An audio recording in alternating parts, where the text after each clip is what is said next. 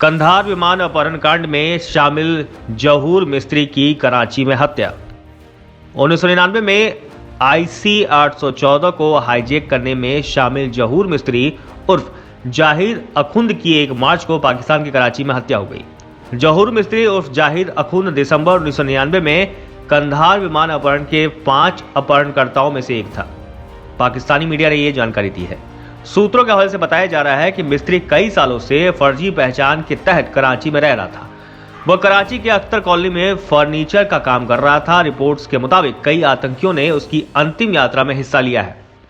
आपको बता दें कि इंडियन एयरलाइंस के विमान IC 814 को 24 दिसंबर 1999 को नेपाल की राजधानी काठमांडू से अपहरणकर्ताओं द्वारा कब्जे में ले लिया गया था। इस विमान को काठमांडू से दिल्ली जाना था, लेकिन अपहरणकर्ताओं इसे अफगानिस्तान के कंधार ले गए।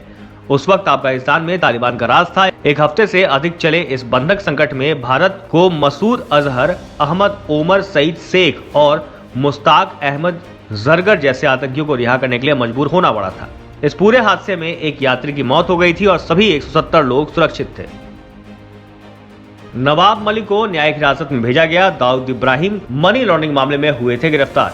महाराष्ट्र सरकार के कैबिनेट मंत्री नवाब मलिक को विशेष PMLA कोर्ट में 14 दिन की न्यायिक हिरासत में भेज दिया है। उन्हें 23 फरवरी को दाऊद इब्राहिम मनी लॉन्ड्रिंग मामले में ईडी ने गिरफ्तार किया था। इसके बाद उन्हें 3 मार्च तक ईडी की हिरासत में भेज दिया गया था। हिरासत खत्म होने पर ईडी ने दोबारा कस्टडी की मांग की थी। इसके बाद उन्हें फिर से 7 मार्च के लिए ईडी की हिरासत में भेजा गया था।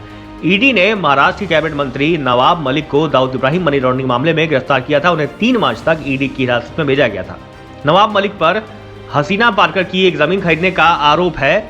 आरोप यह भी है कि उन्होंने 300 करोड़ की जमीन को महज 55 लाख रुपए में खरीदा। इस पूरे ट्रांजैक्शन में मनी लॉन्ड्रिंग का आरोप मलिक पर लगा है। साथ ही अंडरवर्ल्ड और 1993 बम धमाकों के आरोपियों से संबंध रखने और प्रॉपर्टी खरीदने का भी आरोप है। ईडी ने मलिक पर टेरर फंडिंग का भी आरोप लगाया था। ओवैसी ने कहा, सरकार यूक्रेन का हवाला देकर 10 मार्च को बढ़ा देंगे पेट्रोल के दाम।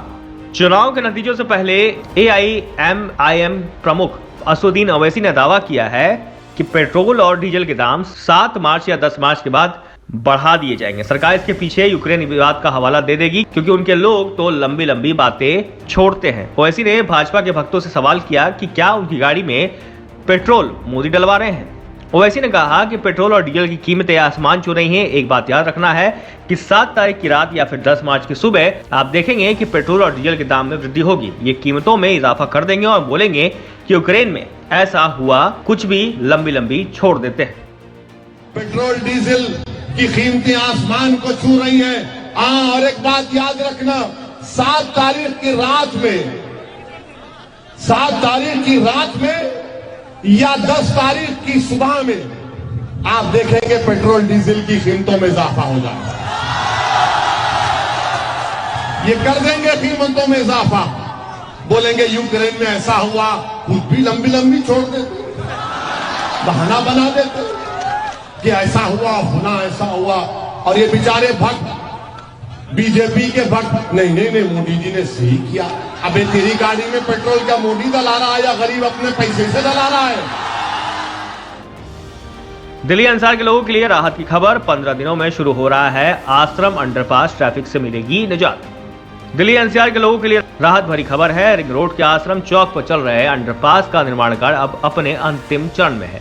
यह कार्य 15 दिनों के भीतर पूरा हो जाएगा। 22 मार्च से यह अंडरपास ट्रैफिक के लिए खोल दिया जाएगा। दिल्ली के उप मुख्यमंत्री मनीष सिसोदिया ने आज PWD के अधिकारियों के साथ अंडरपास के निर्माण कार्यों का जायजा लिया। इतना ही नहीं, उप मुख्यमंत्री ने निर्माणाधीन आश्रम फ्लाईओवर और प्रगति मैदान के पास बन रहे अंडरपास के निर्माण कार्यों की भी समीक्षा की।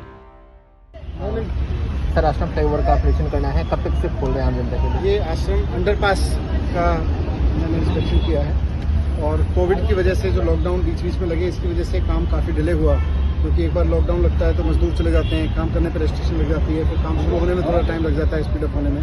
पर अब सारा काम बहुत स्पीडअप हो गया है और अगले 15 दिन में यहाँ पे हम ट्रैफिक खोल देंगे। यहाँ पे छोटा मोटा कोई काम बच जाएगा, लेकिन 15 दिन के अंदर अंदर इसमें ट्रैफिक शुरू हो जाएगा। तो आज 7 मार्च है, 22 मार्च तक हम ये सुनिश्चित कर लेंगे कि यहाँ पे अब जनता को कोई प्रॉब्लम ना हो और इससे यहाँ लाखों लोगों को बहुत फ़ायदा होगा।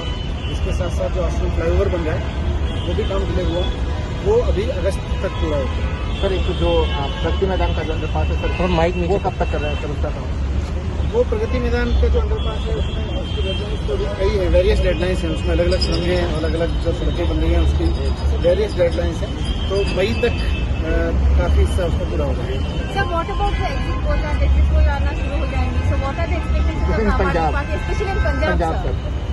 पंजाब में यूक्रेन में घायल भारतीय छात्र हरजोत सिंह की आज होगी घर वापसी। यूक्रेन की राजधानी कीव में गोली लगने से घायल भारतीय छात्र हरजोत सिंह आज स्वदेश लौटेंगे। हरजोत पोलैंड पहुंच गए हैं, उनके साथ भारत के अधिकारी मौजूद हैं। ऑपरेशन गंगा के तहत हरजोत की वतन वापसी होगी। हरजोत सिंह की फ्लाइट शाम को 7 बजे दिल्ली के हिडन एयरबेस पर उतरने की उम्मीद है। वह उन 200 भारतीय नागरिकों में शामिल है जो यूक्रेन में फंसे थे, जिन्हें पोलैंड से वापस लाया जा रहा है। केंद्रीय मंत्री वीके सिंह ने ट्वीट कर हरजोत सिंह के वतन वापसी की जानकारी दी है। अपने ट्वीट में उन्होंने लिखा है कि आज एयरफोर्स के विमान C-17 के यात्रियों में से एक हरजोत सिंह हैं। मैं देश को विश्वास दिलाता हूं कि अब वो सुरक्षित हाथों में आ गए हैं। ब्यूरो रिपोर्ट, तफ्तीश न्यूज।